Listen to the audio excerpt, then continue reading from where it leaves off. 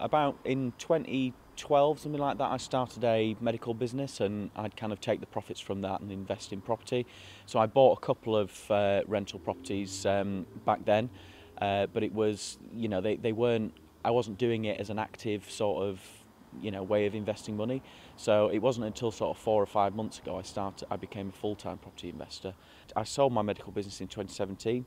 And then was sort of doing consultancy here and there for other businesses, and then decided I needed something a little bit more permanent, a more reliable income.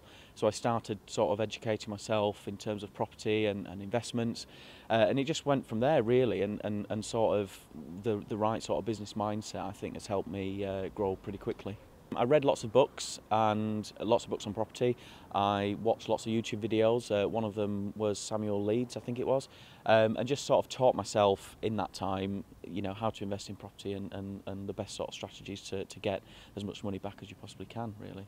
Yeah, so the property income at the moment is about £10,000 a month. That's including sort of everything, the rental, the investment income and everything.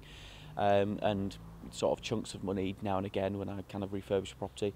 But yeah, it's a lot more than what it was before. So the consultancy work might have been £2,000 to £3,000 a month, and that's if I could book in enough work, to actually make that level of income, really. Sure. So yeah, anybody can invest in property, really. I started out with a little bit of money when I sold my business, but I didn't really use any of that money to actually get started. So yeah, I think you can invest in property with as little as £2,000 or £3,000, really. So it depends what strategies you take, and obviously you've got to educate yourself and get some experience. But yeah, it's doable for anybody, really, to be honest.